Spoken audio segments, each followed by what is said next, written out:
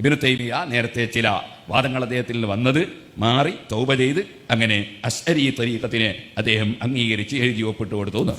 ഇബ്നു തൈമിയ റഹിമഹുല്ലയെ കുറിച്ച് പരാതി പറയാം. എന്താ? അന്നഹു യതകല്ലമു ഫി ഹക്കിൽ മശായിഖി അത്വരീഖ്. ത്വരീഖത്തിൻ്റെ മശായിഖന്മാർക്ക് എതിരിൽ എന്താക്കുന്നുണ്ട്, അയാൾ സംസാരിക്കുന്നുണ്ട്. അന്നഹു കാല ലാ യുസ്തഗാസു ബിൻ നബി സല്ലല്ലാഹു അലൈഹി വസല്ലം, നബിനോട് ഇസ്തിഗാസ നടത്താൻ പാടില്ല എന്ന് എന്താക്കുന്നുണ്ട് ഇബ്നു തൈമിയ പറയുന്നുണ്ടെന്നാണ്. ഇതിൻ്റെ മുമ്പത്തെ വരിയിൽ ഞാൻ അശ്അരി ആയിക്കണമെന്നാണ് കാണുന്നത്. അശ്അരിയായ ഇബ്നു തൈമിയ എങ്ങനെ ഇത് പറയാം? ഒരു കാലഘട്ടത്തിൻ്റെ ഷെയ്ഖായി മാറിയത് കൊണ്ടാണ് അദ്ദേഹത്തെ ഷെയ്ഖുൽ ഇസ്ലാം എന്നുള്ള അപരനാമം ലഭിച്ചത്. അതുകൊണ്ട് അദ്ദേഹം എഴുതിയ അദ്ദേഹത്തിൻ്റെ ഫത്താവകളാകട്ടെ, അദ്ദേഹത്തിൻ്റെ അഖീദാപരമായ ഗ്രന്ഥങ്ങളാകട്ടെ, ഈ അഖീദത്തുൽ വാസിത്തിയയിലൊക്കെ ഈ അശ്അരികളുടെ ചിന്തകളെ വളരെ ശക്തമായി എതിർക്കുന്ന രൂപത്തിലുള്ള ഒരു ഗ്രന്ഥമായിട്ടാണ്. വളരെ ചെറിയൊരു വീഡിയോ ഭാഗം കേൾക്കുക. കളവ് ഉദ്ധരിക്കുന്ന ആളൊന്നുമല്ല ഇബ്നു ഹജർ അസ്ഖലാനി റളിയല്ലാഹു അൻഹു. ഇബ്നു ഹജർ അസ്ഖലാനി അദ്ദേഹത്തെ എഴുത്തി താഴ്ത്തണമെന്ന് വിചാരിച്ച് പറയുന്ന ആളുമല്ല. ഇബ്നു ഹജർ ഹൈത്തമിയെ സംബന്ധിച്ച് ചിലർ അങ്ങനെ എന്തിൻ്റെ ആരോപണം പറയാറുണ്ട്.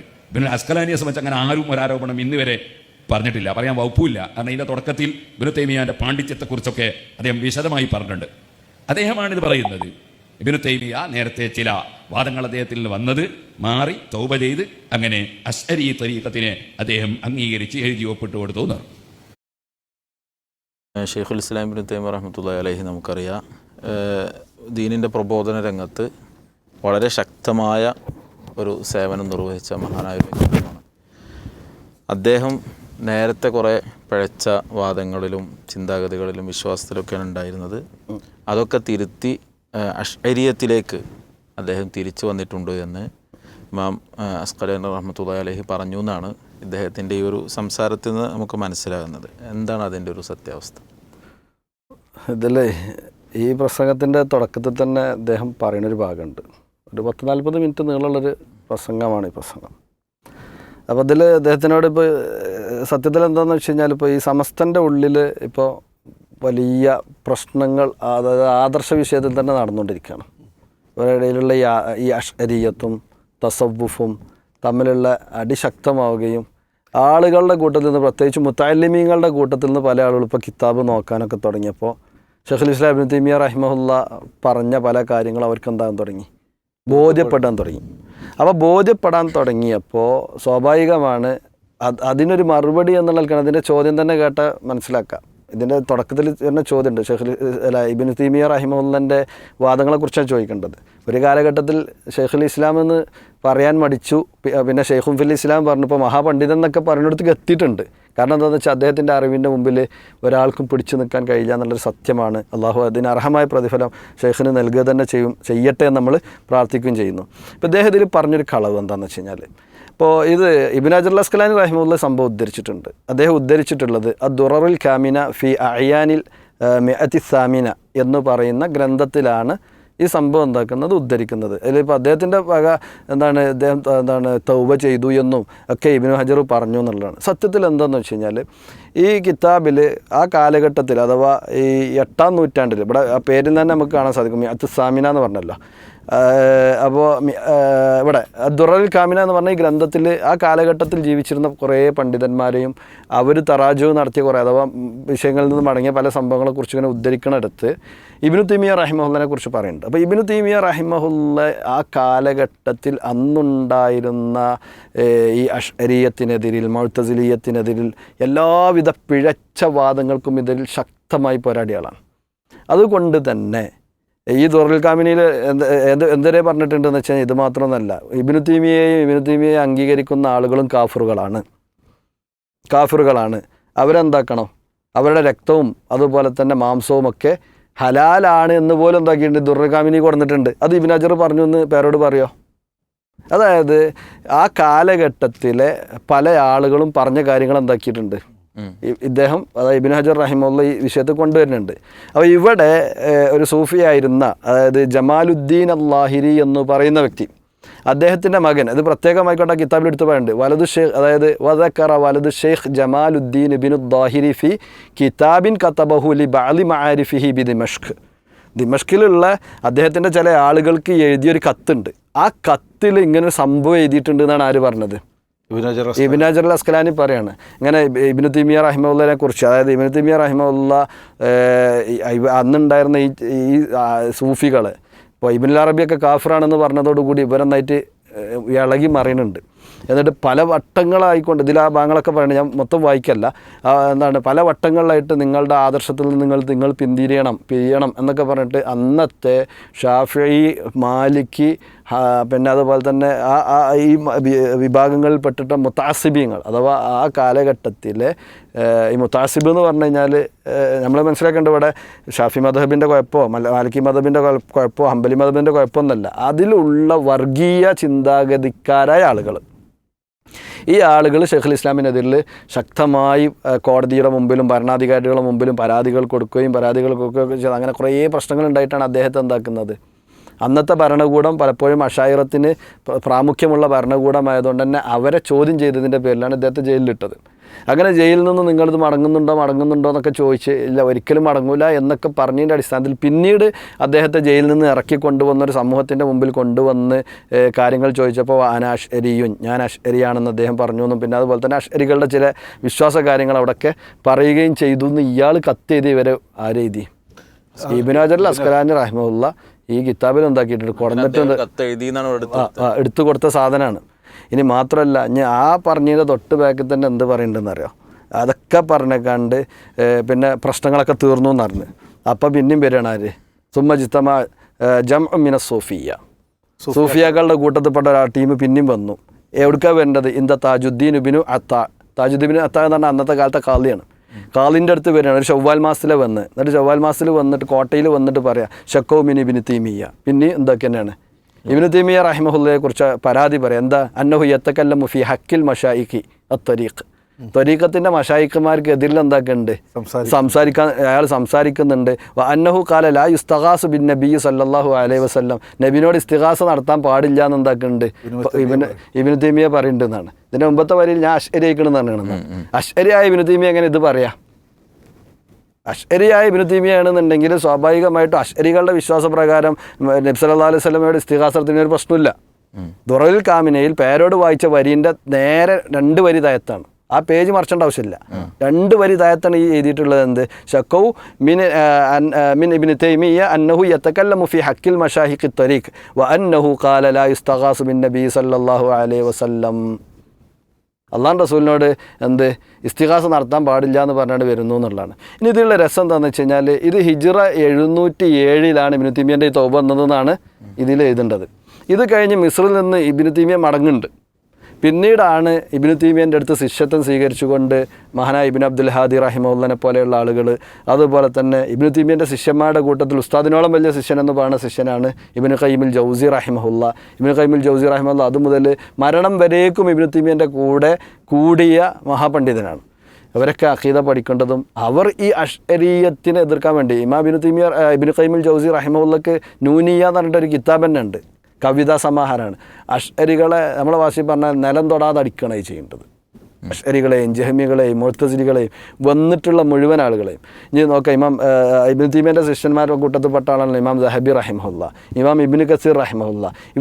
ഇവരാരും തന്നെ ഉസ്താദിനെ തൊട്ട് ഉസ്താദിന് ഇങ്ങനൊരു മനംമാറ്റം ഉണ്ടായിരുന്നു എന്നോ അതേപോലെ തന്നെ ഉസ്താദിന് ഇങ്ങനെ തൗബ ചെയ്തു എന്നൊന്നും എന്താക്കിയിട്ടില്ല, രേഖപ്പെടുത്തിയിട്ടില്ല.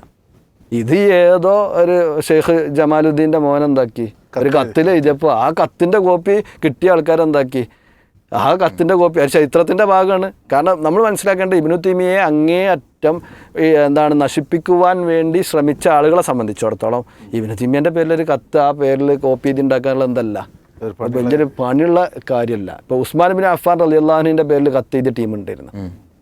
ഉസ്മാൻ റളിയല്ലാഹു അൻഹു കൊല്ലപ്പെടാൻ പോലും കാരണമായത് അങ്ങനത്തെ കത്താണ്. ഇനി മാത്രമല്ല ഇബ്നു തൈമിയ്യ റഹിമഹുല്ലയെ പോലെയുള്ള ഒരാൾ അങ്ങനെ തൗബ ചെയ്തിക്കണമെന്നുണ്ടെങ്കിൽ അത് അദ്ദേഹം തുറന്ന് പറയും ചെയ്യും. ഇപ്പോൾ നമ്മൾ സാധാരണ അഷ്അരിയെക്കുറിച്ച് പറയാറുണ്ട്. അബുൽ ഹസൻ അഷ്അരി റഹിമഹുല്ല അദ്ദേഹത്തിൻ്റെ പിഴച്ച വാദങ്ങളിൽ നിന്ന് പിന്തിരിഞ്ഞു വന്ന അൽ ഇബാന എന്ന് പറഞ്ഞ ഗ്രന്ഥം എഴുതി. ഇബ്നു തൈമിയ്യ റഹിമഹുല്ലയുടെ നുബുവാത്ത് എടുത്ത് നോക്കിക്കഴിഞ്ഞാൽ ഇപ്പോൾ അഷ്അരിയത്തിൻ്റെ തലതൊട്ടപ്പനാണ്. അങ്ങനെ നോക്കുകയാണെങ്കിൽ ബാഖില്ലാനിയെ അങ്ങനെ പൊളിച്ച് കൈക്ക് കൊടുക്കുകയാണ്. ഏത് മൊയ്ജിസത്തിൻ്റെയും കറാമത്തിൻ്റെയും വിഷയത്തിൽ അഷ്അരികളുടെ എല്ലാ അബദ്ധങ്ങളെയും തുറന്നെഴുതുന്ന കിതാബാണത് ഈ പറഞ്ഞ അന്നുബുവാത്ത് എന്ന് പറയുന്ന കിതാബ്.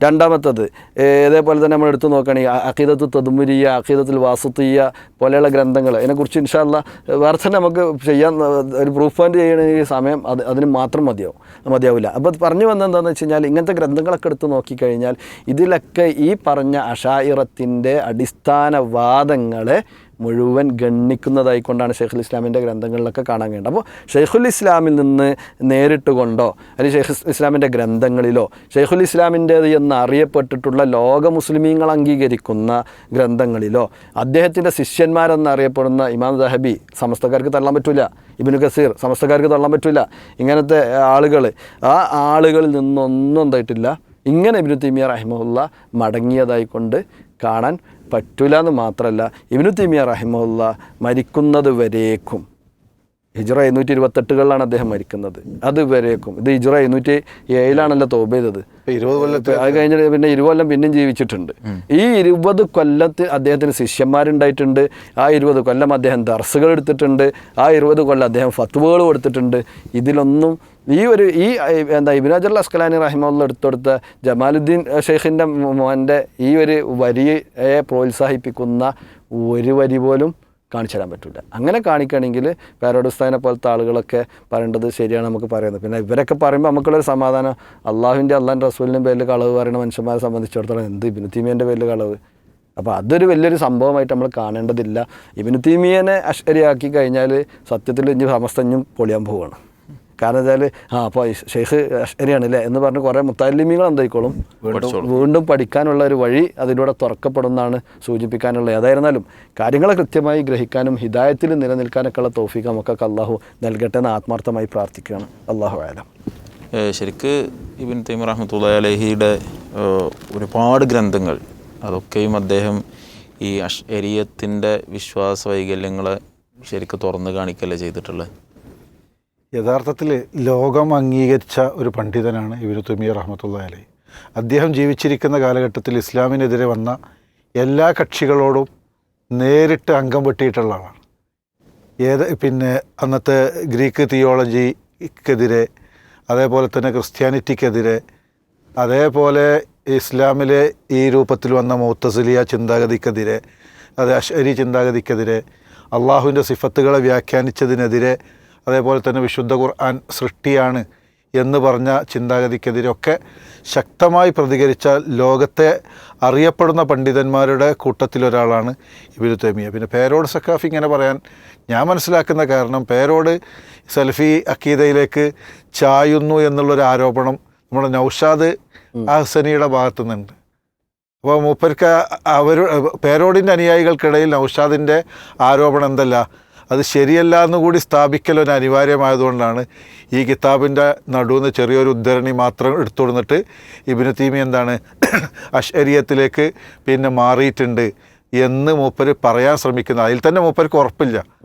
അതിന് ശേഷം അങ്ങനെ ആയിട്ടുണ്ടോ, അതിന് മുന്നെങ്ങനെ ആയിട്ടുണ്ടോ, അതൊന്നും നമ്മൾ നോക്കേണ്ട കാര്യമില്ല എന്നാണ് ആ ക്ലിപ്പിൽ തന്നെ എന്ത് ചെയ്യണത് മൂപ്പര് പറയണത്. ഇബ്നു തൈമിയ്യ റഹ്മത്തുള്ളാഹി അലൈഹി ഇങ്ങനെ മാറിയിട്ടുണ്ടായിരുന്നെങ്കിൽ അത് ആദ്യം പറയേണ്ടിയിരുന്ന ആളുകളാരാണ്? അദ്ദേഹത്തിൻ്റെ ഏകദേശം സമകാലികരായി ജീവിച്ചിരുന്ന ഇമാം സുബുക്കി എല്ലാവിധ ഇസ്തിഹാസയും അംഗീകരിക്കുകയും പ്രോത്സാഹിപ്പിക്കുകയും ചെയ്ത കക്ഷിയാണ്. ഇബ്നു തൈമിയ്യക്ക് റദ്ദ് എഴുതിയ കക്ഷിയാണ്. ഇബ്നു തൈമിയ്യയുടെ കണ്ടകോടാലി എന്ന് വേണമെങ്കിൽ നമുക്ക് വിശേഷിപ്പിക്കാവുന്ന ഒരു പണ്ഡിതനാണ്. അവരൊന്നും എന്ത് ചെയ്തിട്ടില്ല, ഇബ്നു തൈമിയ്യ ഇങ്ങനെ ഒരു അശ്അരിയത്തിലേക്ക് പിന്നെ റിവേർട്ടായിട്ടുണ്ട് എന്ന രൂപത്തിൽ പറഞ്ഞത് എവിടെയും നമ്മുടെ ആരുടെയും ശ്രദ്ധയിൽപ്പെട്ടിട്ടില്ല. പിന്നെ മുജാഹിദുകളെ സംബന്ധിച്ചിടത്തോളം നമ്മൾ ഇബ്നു തൈമിയ്യയുടെ ഒരു ആശയത്തിലേക്കല്ലല്ലോ ക്ഷണിക്കുന്നത്. വിശുദ്ധ ഖുർആനിലേക്കും തിരുസുന്നത്തിലേക്കും സലഫു സ്വാലിഹീങ്ങൾ ഏത് രൂപത്തിലാണോ പിന്നെ ദഅവത്ത് നടത്തിയത്, പ്രബോധനം നടത്തിയത്, അതിന് ഏറെക്കുറെ പിന്നെ പൂർണ്ണാർത്ഥത്തിൽ സലഫുകളുടെ മാർഗം പിൻപറ്റിക്കൊണ്ട് പ്രബോധനം നടത്തുകയും ഒരു കാലഘട്ടത്തിൻ്റെ ഷെയ്ഖായി മാറിയതുകൊണ്ടാണ് അദ്ദേഹത്തെ ഷെയ്ഖുൽ ഇസ്ലാം എന്നുള്ള പിന്നെ അപരനാമം ലഭിച്ചത്. അതുകൊണ്ട് അദ്ദേഹം എഴുതിയ അദ്ദേഹത്തിൻ്റെ ഫത്താവകളാകട്ടെ, അദ്ദേഹത്തിൻ്റെ അഖീദാപരമായ ഗ്രന്ഥങ്ങളാകട്ടെ, ഈ അഖീദത്തുൽ വാസിത്തിയയിലൊക്കെ ഈ അശ്അരികളുടെ ചിന്തകളെ വളരെ ശക്തമായി പിന്നെ എതിർക്കുന്ന രൂപത്തിലുള്ള ഒരു ഗ്രന്ഥമായിട്ടാണ് വളരെ ചുരുങ്ങിയ സമയം കൊണ്ട് അത് രേഖപ്പെടുത്തപ്പെട്ടത്. പിന്നെ വാസിത്തിയ എന്ന് പറയുന്ന പ്രദേശത്തെ ആളുകൾ അദ്ദേഹത്തോട് സംശയം ചോദിച്ചപ്പോഴാണ് എന്ന് ചരിത്രത്തിൽ കാണാൻ പോകുക. പിന്നെ അസറിൻ്റെയും മഗ്‌രിബിൻ്റെയും ഇടയിൽ അതിന് വോള്യങ്ങളോളമുള്ള വലിയ വ്യാഖ്യാന ഗ്രന്ഥങ്ങളുണ്ട്. ഗ്രന്ഥം ഖൈദത്തുൽ വാസിത്തിയ എന്ന് പറഞ്ഞാൽ ചെറിയൊരു ഗ്രന്ഥമാണെങ്കിലും അതിൻ്റെ വ്യാഖ്യാന ഗ്രന്ഥങ്ങൾ വോള്യങ്ങളോളമാണ്.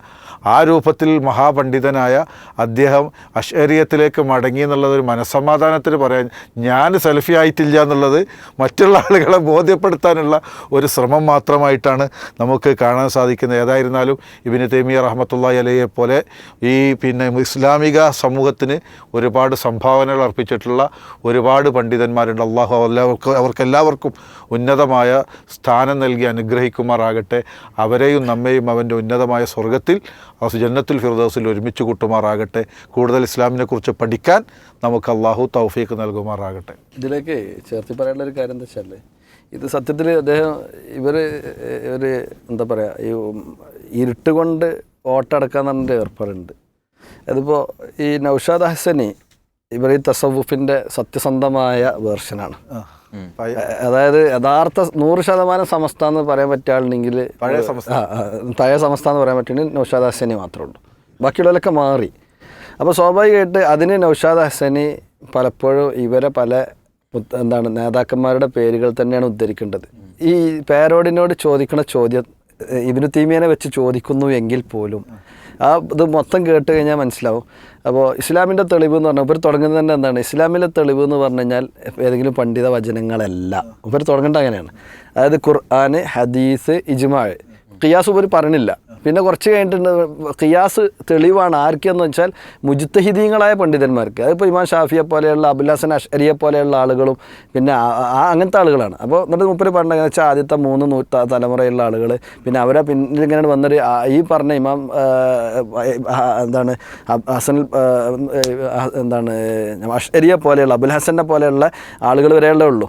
അതിൻ്റെ ശേഷം ഒന്നും ആരല്ല മുജ്തഹിദീങ്ങളല്ല പോലെ ഖിയാസൊന്നും എന്താക്കാൻ പറ്റില്ല, സ്വീകരിക്കാൻ പറ്റില്ല എന്നാണ് പറയുന്നത്. കാരണം എന്താണെന്ന് വെച്ചാൽ ഇതുവരെ കണ്ട എല്ലാ ഉസ്താദുമാരെയും അല്ലാമ എന്ന് പറഞ്ഞുകൊണ്ട് പരിചയപ്പെടുത്തിയ ആൾക്കാരാണ് ഇവർ. ആ ഷെയ്ഖ് അങ്ങനെ പറയുന്നു, ഈ ഷെയ്ഖ് ഇങ്ങനെ പറയുന്നു. അപ്പോൾ അതിനും കൂടിയുള്ളൊരു മറുപടി, അതിപ്പോൾ അങ്ങനെ പറഞ്ഞു കഴിഞ്ഞാൽ എന്താവും, വീണ്ടും ഇയാൾ വഹാബിയാണെന്നുള്ള വാദം ശക്തമാകും എന്നതുകൊണ്ട് അതിനെന്താക്കിയതാണ്, ഇബ്നു തൈമിയ്യനോട് പിടിച്ചു. കാരണം ഇബ്നു തൈമിയ്യ ഇവരുടെ പല വാദങ്ങൾക്കും മറുപടി പറഞ്ഞതുകൊണ്ടും അത് ചിലതൊക്കെ പ്രമാണബദ്ധമാണെന്ന് എന്താവും തോന്നുന്നുമുണ്ട്. അപ്പോൾ അതുകൊണ്ട് അത് പ്രമാണമാണെന്ന് പറയാൻ പറ്റൂല. പിന്നെ മൂപ്പർക്ക് തന്നെ മൂപ്പര് പറഞ്ഞ് പലതും തെറ്റിയിട്ടുണ്ടതുകൊണ്ടാണ് മൂപ്പര് തൗബ ചെയ്ത് എന്ന് വരുത്തി തീർക്കാൻ വേണ്ടി ദുറുൽ കാമിനായിട്ട് എന്താക്കിയത് ഇറങ്ങിയത് എന്നുകൂടി ഇതിൻ്റെ ഭാഗമായി ചേർത്തി പറയാൻ ആഗ്രഹിക്കുകയാണ്. ഓക്കെ, ഏതായാലും നമ്മളെ സംബന്ധിച്ചിടത്തോളം നമ്മൾ തുടക്കത്തിൽ പറഞ്ഞ പോലെ നമ്മുടെ ലക്ഷ്യം നമ്മുടെ പരലോകമാണ്, സ്വർഗമാണ്. അവിടേക്ക് ഏറ്റവും ശരിയായ വഴി കണ്ടെത്താൻ നേരത്തെ നമുക്ക് ഹിദായത്ത് ലഭ്യമാകാൻ നമ്മൾ ചെയ്യേണ്ട കുറേ കാര്യങ്ങൾ വിശദീകരിച്ചു. അത്തരം കാര്യങ്ങളിലൊക്കെ ശ്രദ്ധയുള്ള ആളുകളായി നമ്മൾ മുന്നോട്ട് പോകുക. അള്ളാഹു എല്ലാ നന്മകൾക്കും നമ്മെ അനുഗ്രഹിക്കുമാറാകട്ടെ. ഇന്നത്തെ ഈ ഒരു എപ്പിസോഡ് ഇവിടെ അവസാനിക്കുകയാണ്. അള്ളാഹു നമ്മിൽ നിന്ന് സ്വീകരിക്കുമാറാകട്ടെ. വസല്ലല്ലാഹു അലാ നബീന മുഹമ്മദ് വഅലാ ആലിഹി വസഹ്ബിഹി അജ്മഈൻ വൽഹംദുലില്ലാഹി റബ്ബിൽ ആലമീൻ. അസ്സലാമു അലൈക്കും വറഹ്മത്തുള്ളാഹി വബറകാതുഹു.